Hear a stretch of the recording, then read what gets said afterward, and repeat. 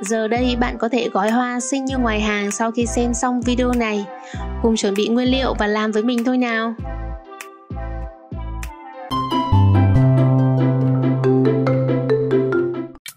Để gói hoa thì đương nhiên sẽ cần giấy gói rồi. Trước tiên thì mình sẽ dùng một tờ bìa A4.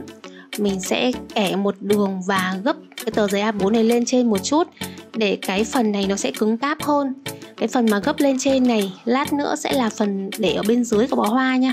Tức là mình để cho cái bó hoa này nó có thể đứng được, và mình sẽ làm cho cái phần giấy ở bên dưới nó sẽ cứng cáp hơn. Như thế thì cái bó hoa nó đứng cũng sẽ dễ dàng hơn. Mình thêm băng keo hai mặt để cố định lại. Mọi người có thể dùng keo sữa nhá, nhưng mà trong cái việc gói hoa này thì mình cứ dùng băng keo hai mặt là tiện hơn rất là nhiều luôn ý. Tiếp theo là giấy gói hoa màu. Giấy mình sử dụng là giấy gói hai mặt hai màu. Mặt đậm mình sẽ để ra phía ngoài, còn mặt nhạt thì mình sẽ quay vào bên trong. Dùng cái tờ giấy gói màu này để bọc tờ bìa A4 lại. Mình chỉ cần một mặt quay ra phía ngoài thôi, thế nên là chỉ cần một mặt là giấy phẳng hết. Còn mặt bên trong thì mình không cần phải bọc kín đâu, chỉ cần bọc một mặt là được rồi nha. Thêm băng dính hai mặt lại, sau đó thì mình sẽ dán để cố định cái phần giấy gói màu và phần giấy A4 này lại với nhau. Giấy gói hoa thì nó sẽ mỏng mỏng thôi, thế nên là sau khi mà dán băng dính hai mặt lại, mình mà dán sai ý, thì sẽ không bóc ra để làm lại được đâu. Thế nên là mọi người làm cẩn thận một chút. Mình kéo căng cái phần giấy gói màu ra nha, kéo căng ra, sau đó thì mình dán để cố định lại và sẽ kiểu như là không bị hỏng ấy, làm một lần là được luôn. Tại vì nếu mà dán sai thì sẽ không thể bóc ra để dán lại được đâu. Nếu mà cứ cố bóc ra dán lại thì nó sẽ kiểu bị rúm rúm nhăn nhó, thì nhìn cái phần giấy của mình nó cũng sẽ không được xinh. Thế nên là mình cố gắng để căn chỉnh cho nó thật cẩn thận, sau đó thì mình hãng cố định lại. Bọc được lại rồi, bây giờ mình sẽ cuộn cái phần giấy này lại, cuộn để mình được cái phần đường cong cho nó phẳng nha.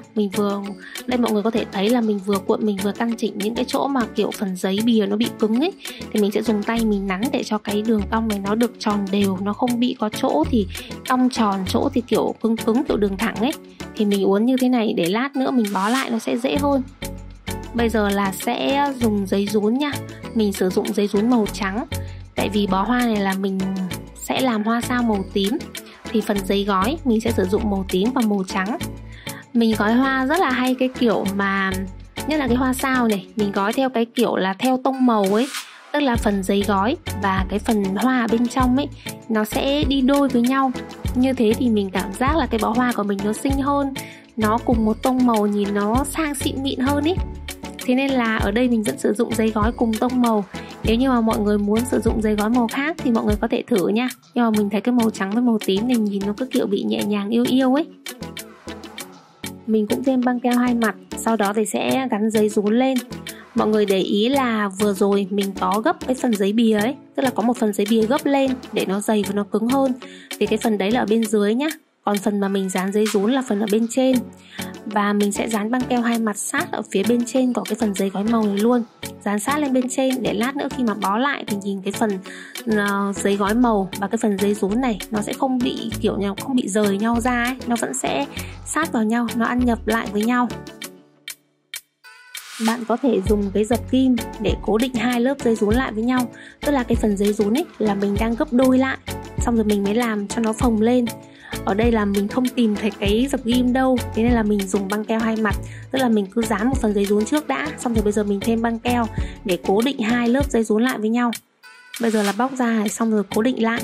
Còn nếu như mà có dập ghim thì mọi người dùng dập ghim để ghim hai cái phần giấy này cố định lại với nhau. Sau đó thì mọi người mới thêm băng keo hai mặt và mình dán lên phần giấy màu. Tức là làm như nào cũng được nha, mọi người thấy cái nào tiện hơn thì mình làm. Dùng dập ghim cũng tiện, mà thực ra dán bằng băng dính hai mặt như này cũng được.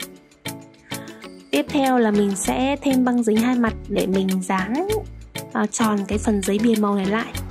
Nó đang là một mặt phẳng như này nhá. Bây giờ mình sẽ thêm băng keo và mình sẽ dán để cho nó tròn lại.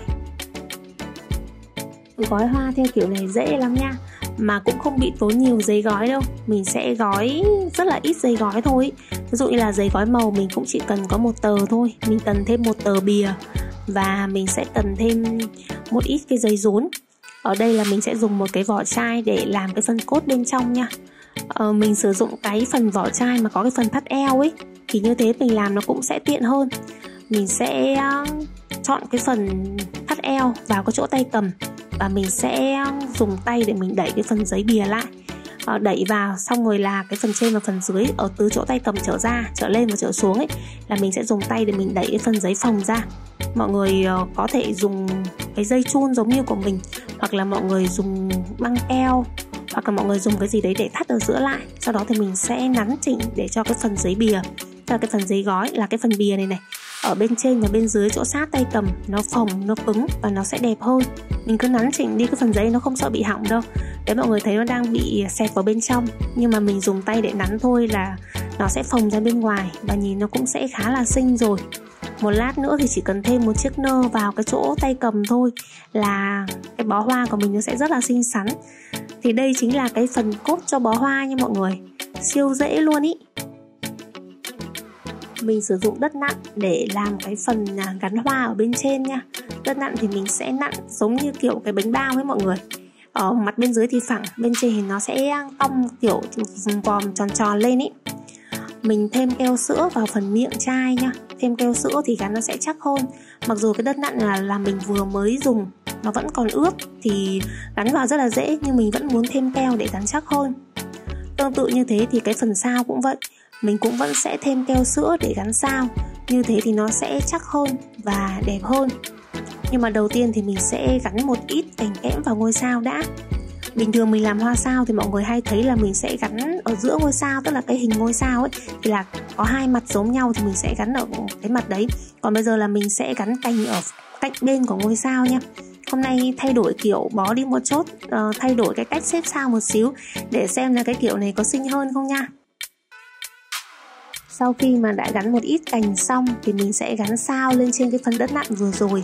Mặc dù là đất vẫn đang ướt nhá, bây giờ mình gắn sao lên nó vẫn sẽ dính, nhưng mà để đảm bảo là ngôi sao gắn chắc hơn thì mình vẫn sẽ thêm keo sữa vào và mình sẽ sắp xếp làm sao để các màu của các ngôi sao nó cứ đều đều nhau.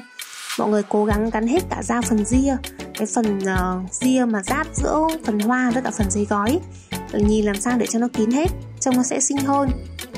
Rồi bây giờ tiếp theo là cứ giữa các ngôi sao thì mình sẽ gắn thêm một ít cành kiểu này, gắn các cành xuống cao thấp xen kẽ lẫn nhau nha. Các màu cũng vẫn xen kẽ rồi, nhưng mà cái độ cao thấp thì nó cũng sẽ xen kẽ nữa. Mình thấy là làm kiểu này thì cũng khá là xinh nha. Lúc đầu thì trông bình thường thôi, nhưng mà không hiểu sao là càng nhìn càng ngắm thì mình lại càng cảm thấy nó đáng yêu ấy. Thì cái màu này mọi người có thể thử nha. Màu này mọi người tặng người yêu rất là hợp lý, tím thủy chung, hoặc là mình có thể dùng để tặng bạn bè, tặng sinh nhật, đều rất là hợp luôn, siêu xinh luôn đấy nha.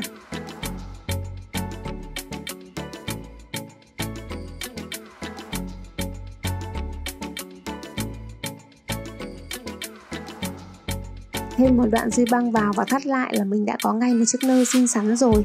Mọi người có thấy làm hoa kiểu này rất là nhanh không? Không những nhanh mà còn siêu xinh nữa, rất đáng để thử nha. Chúc mọi người sẽ có những thành phẩm thật là xinh. Nhớ subscribe và bật thông báo để đón xem ngay khi có video mới nha. Cảm ơn mọi người rất là nhiều.